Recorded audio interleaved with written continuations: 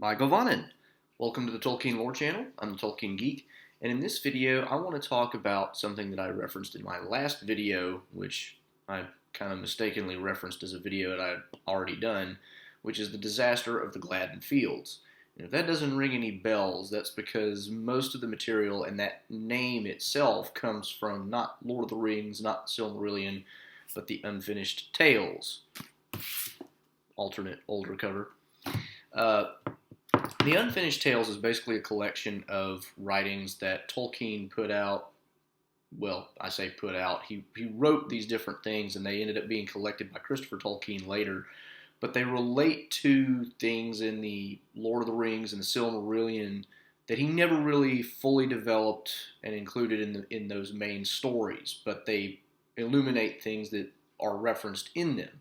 And the disaster of the Gladden Fields is basically the story of how Isildur, after defeating Sauron, lost the ring in, well, if you've seen the movie, it's a little bit different, but in Peter Jackson's movie, it looks like an ambush. It's not quite the same in the actual story that Tolkien ended up writing about it, but I'm going to talk about that in just a little bit. But I'm going to do kind of several videos on different things in the Unfinished Tales, but since I've already referenced the Gladden Fields disaster, I wanted to go ahead and cover that one now, so I can go ahead and link to this video in the previous video. That being said, let's go ahead and get started. Okay, first let's kind of figure out where we are on the map. And since I brought this map out last time, let's take a look here. We've got, over here is where the River Gladden runs into the River Anduin, and that's where the Gladden Fields are. So, as I discussed in the video on the Kingdom of Arnor, originally Elendil was king in Arnor. Isildur and Anarion, Isildur's brother, were joint rulers over the southern kingdom of Gondor. After the war, Anarion was killed, Elendil was killed, and so Isildur was going to take up the high kingship in the north, in Arnor, and he was going to leave Gondor under the rule of Anarion's son. So after he kind of arranged for that in Gondor, he began to travel north to Arnor up the banks of the Anduin. And of course, that's why this disaster happens so far north in the Gladden Fields. So he's traveling north with a sizable contingent of men, but nothing huge, because at the end of the war, he's not expecting any serious battle. And he is beyond Lorien, but still not quite to where the woodland realm elves would have been in Mirkwood, and sun goes down, and suddenly there's a scream from orcs, and of course his men all know what this means. They're about to be attacked.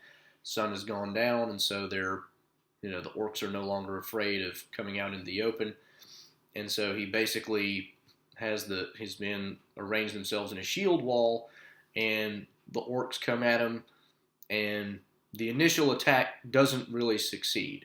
And this is where it starts to diverge from the Peter Jackson prologue a little bit.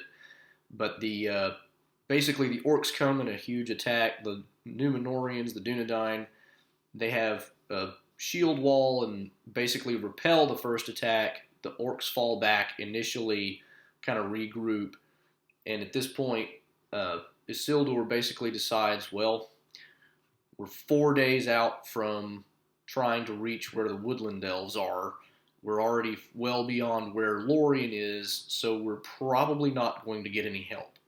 And so essentially at this point, they kind of try to double time it to see if they can make any kind of headway at all before getting attacked again, because the orcs kind of withdraw, and he's hoping that that means that they've kind of given up, even though apparently they were outnumbered, according to the story, about 10-1. Now, again, this is really different from the Peter Jackson version, because in the Peter Jackson version, you get the idea they literally just kind of come out of nowhere, ambush the Dunedain, and that's kind of it. Isildur puts on the ring, jumps in the river, and is gone. But in here, it's a little bit different. There's a lot more psychological motivation and whatnot going on, and that's where it gets interesting. So let's get into some of that. So one of the reasons that it gets psychologically interesting is because among the group of people traveling with Isildur is his oldest son, who is named Elendil. We never really hear anything about him outside this this little short story in the Unfinished Tales. But basically, the idea is, this is his heir. This is the person who is supposed to take up the kingship after he dies. And it looks like they're all going to die. And now, of course, he has another younger son who is being kind of raised in Rivendell at the time, but he also has two other sons with him at the time as well. And it looks like they're all going to get killed because as they travel along, they realize the orcs are still there. They're not actually going to give up. And the story kind of points out that part of this is probably due to the fact that he is carrying the ring, and therefore, whether the orcs realize that or not, they are, as all servants of Sauron are, drawn to the ring in some kind of murky way to try to, in some sense, rescue it. Not consciously, of course, but that's what they're being drawn to do. So Isildur at this point is basically, thinking, man, I kind of wish I had destroyed the ring now. And he has this back and forth conversation with Isildur, his son, at a couple of different points, and they're talking about the possibility of what's going to happen. And he also calls his squire to him. That's the term Tolkien uses. I mean, I'm sure it's not quite like what we would tend to normally think of as a squire. It's more like his just personal, somewhere between a valet and a squire type thing. But he has this squire named Oktar, and he basically gives him the shards of Narsil and the ring of Barahir, and basically says, we're probably not going to get out of this, but these things need to return to Rivendell as heirlooms of my family, whether or not I make it. So you take these and go. Nobody's going to call you a coward. I told you to do it. So he goes. The orcs kind of just let him go.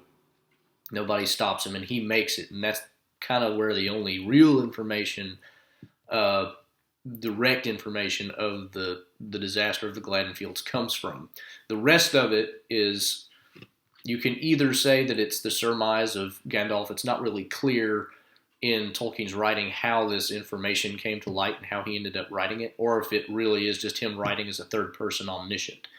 Normally it's interesting because the way that Tolkien writes, it's from the perspective of a character who is either has knowledge or has made inferences. Gandalf says a lot of things to Frodo in the chapter of where he explains a lot of the history of the ring, but he says explicitly some of this is guesswork, but it's pretty educated guesswork. It's not really clear what this category falls into. So it could be that it's similarly kind of Gandalf or somebody else among the wise guessing what is the most likely thing that happened, or it could be something more like Tolkien is just telling us what happened because he has the power to do that as the third person omniscient narrator. So, but regardless, the next thing that happens, the Dunedain continue on, and the orcs are getting ready to attack again. The more keen-eyed among the Dunedain have noticed they're starting to creep in. So again, the Dunedain kind of hunker down. They get ready to defend against the inevitable attack against much greater forces. And of course, at this point, Isildur realizes if the orcs are going to fight us in earnest, we are going to die because we're heavily outnumbered, even though we have, better soldiers, because the Dunedain at the time were, very strong, very capable, very well armed. The orcs are still just going to have so many more personnel that it's going to be a disaster. So they get ready to defend, and then comes kind of the last section, and that's where it gets really interesting. So let's go to that. So the orcs finally do attack again. And when they do, the Númenóreans, the Dunedain, they are still holding their own, at least for a little while. They're defending on kind of a couple of different sides. The defense is basically being kind of managed by Isildur on one end and Elendur on his other. Two of his sons get killed rather quickly. Elendur realizes this is hopeless, we're about to die, and of course he knows that Isildur has the ring. He goes to Isildur and says, we're losing really badly here. The ring that you took from Sauron was, of course, part of his power. Can't you use it to either control these orcs or at least cow them, make them afraid so that they back off. And Isildur basically says, unfortunately, I don't think I can. I now realize that I'm not, a more powerful enough person to use this in a way that would really be relevant at this point. And he also says, I'm also just afraid of the pain of it, because whenever he first took it, it was basically hot as a live coal. The term that Tolkien uses in his preference for archaic terms is a gleed, but that's what he means. It's a coal. And so when he first takes it from Sauron's hand, it's literally fire hot. And so he's afraid of experiencing that pain again. And so, quite apart from the fact that he realizes he doesn't have the innate power to use the ring in the way that he would need to in this situation, he's also just afraid of touching it. He's got it, kind of wrapped up in a wallet and hanging on a chain. And Isildur kind of realizes, well, we're doomed. They kind of go back to fighting, and then Isildur comes back and says, well, you may not be able to use the ring to do anything about this, but you're going to have to do what you told Oktar to do, and you're going to have to take the ring, because at all costs, we can't let the orcs get the ring, because, if it is, something that as powerful as we seem to think it is, we can't let it fall into enemy hands. You absolutely have to get it out, because they had actually already had a conversation about the ring needs to be taken to the keepers of the 3 elven rings, which indicates, by the way, that he knew who they were, or at least somebody who did know who they were.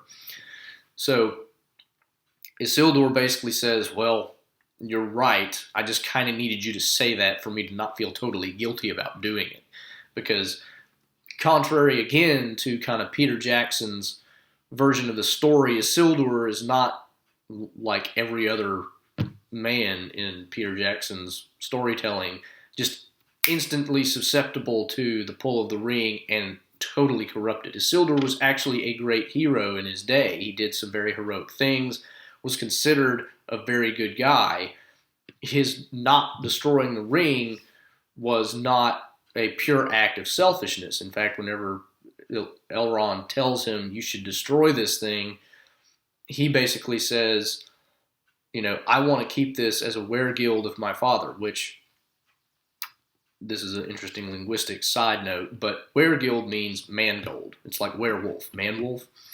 And essentially what he's saying is, this is the price that I am claiming for the loss of my father from Sauron. This is, I have to get some compensation for that. In the old days, if you killed somebody, especially in Norse and other Northern European cultures, that's kind of what would happen, is you would, if you killed somebody by accident, you would kind of be expected to pay a certain amount of money that was considered the value of that person. It's kind of like in modern times, if somebody gets killed in a car accident, you can, file a suit for wrongful death, and you can get money damages based on some value, and it's, of course, murky, but basically that's Isildur's view of what the ring is for him. It's like, I have to get something out of this. I've lost my father and my brother. This is what I'm taking. I'm taking the ring. This is the price that I'm going to be paid. And he's not looking at it as, this thing is just awesome and I want it. There's a more natural human connection there. And so that helps to explain why in Tolkien's version of the story, he's not a complete dirtbag the way that Peter Jackson makes him look in the prologue to the Lord of the Rings movies. So all that basically is an explanation for why they seem so different. So anyway, Isildur then takes the ring at the insistence of his son, and he does flee the battlefield. Of course, all the Dunedain end up being killed. The elves later come along, discover what's happened, and they do end up hunting down the orcs, but of course it's too late. Now the interesting thing is, when Isildur escapes with the ring, we get some extra events that are also a little bit different from Peter Jackson's story, and that's going to be the final segment of this video, so let's go to that. So just as an extra tiny bit of background, Isildur at the time is wearing a, not a crown per se, it's a circlet basically with a gem in the front, and that's it's that along with a scepter of Anúminas is the royal accoutrements for the northern kingdom of Arnor. And the thing that he's wearing actually has a name. It's called the Elendilmir, and it's believed to have been created by Celebrimbor, or at least, or one of his ancestors, Feanor or Curufin. And it's like many things that were made by the great craftsmen of the old world. It kind of has a light of its own. It has very special properties, and so it by itself has kind of a lot of, it creates kind of a sense of awe when you see it. It very much designates kingship. But when he puts the ring on, when he comes to the banks of the Anduin, actually he puts it on before that, but it blazes, as if it's kind of a fire. And you kind of get some extra things like that in Lord of the Rings. Whenever Frodo holds the ring, or when Sam holds the ring, Sting will kind of seem like it has a flame along its edges. It's a similar kind of property, but the Elendilmir being a much more potent artifact than even Sting, everybody who sees this thing kind of light up whenever he puts the ring on, just they don't even bother to try to stop it. They just all kind of run away in fear, men and orcs. So he gets to the Anduin, the river Anduin, completely unopposed. And he jumps in, he tries to swim to the other side. Now the problem is, the Anduin is a really big river, and it's fairly swift moving. And so he has a really hard time getting to the other side. In the process of getting to the other side, he loses the ring. And when he loses the ring, of course, he becomes visible. But he's not shot by orcs who are looking for him from the other side. Because, at that point, he had escaped them, and he was already pretty far downriver because of the current. But the problem is, when he gets to the other side, there are orcs on the other side as well, who may or may not have been, acting in conjunction with the orcs who started the fight. And when he comes up out of the river, the Elendilmir, even though he's not still wearing the ring, is still, shining because of its just innate properties. And he stands up, and being this really big, Dunedain, because at the time if you read some of Tolkien's other writings, Dunedain, hobbits are called halflings because they're considered literally half height.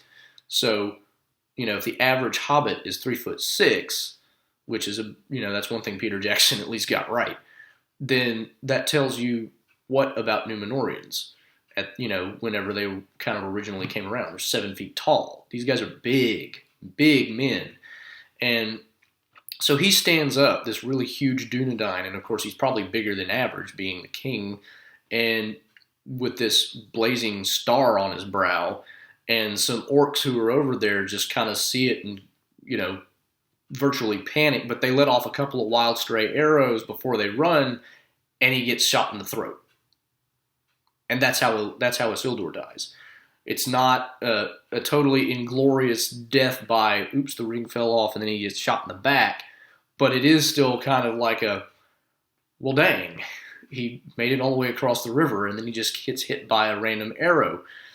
And so he dies there. The Elendilmir is lost. Eventually, of course, they make kind of a replica, but it's never the same. The ring, of course, is lost in the banks of the Anduin. He didn't even realize that he was missing it at the time that he got out of the Anduin, probably. And he dies. Nobody ever finds his body. The only things that survived the battle, really, were the shards of Narsil and the ring of Barahir that he had sent Oktar away with before the battle really got started. So that's how the ring was actually lost. Now, obviously, Peter Jackson may not have even read the Unfinished Tales before he did his prologue, and either way, you weren't going to put that whole story into the prologue. That's a little bit too much information up front. But it does serve to highlight some interesting differences, mainly, again, going back to the character of Isildur himself. And again, this kind of highlights the problem, I think, that Peter Jackson has of trying to make all men kind of scumbags, except for Aragorn, who is the one person who can, resist the ring. Whereas in Tolkien's world, it's not quite that simple. So I think that's an interesting thing to focus on, and it makes a really good entry into the Unfinished Tales because it's something we kind of already know about, and something that we would like to know more about. And so that's a good place to start for the Unfinished Tales. Eventually, I'll do some more on this. In one of those videos, it's going to be about the 5 wizards. If you haven't heard about the 5 wizards, then stay tuned for later videos. But that wraps up the disaster of the Gladden Fields. If you didn't know what that was, now you do. And you have a little bit more insight into how the ring was lost and why the ring was lost, which is, in some ways, more important. So I hope you found that video interesting and entertaining and educational. There's lots of material that Tolkien wrote, which unfortunately never made it into kind of official publications. Fortunately, we've got Christopher Tolkien to bring us all kinds of great stuff like that, and hopefully he continues to do it for several more years. But the Unfinished Tales, seriously, if you do not have a copy of the Unfinished Tales and you'd like to know more about some kind of murky areas of Middle-earth history, it's a good place to get some really interesting information, especially if you've also read the Silmarillion. It covers all 3 ages of Middle-earth, so it's got a lot of great stuff in it. I will link to a place where you can get the Unfinished Tales in the description. I'll also link to the previous video I did on the Kingdom of Arnor, since I referenced that. And if you enjoy the video, please give it a like. Please also subscribe if you want to learn more about Tolkien and his writings. And you can also follow me at Twitter at JRRTLore. And until next time, I'm the Tolkien Geek signing out for the Tolkien Lore channel. Namaste.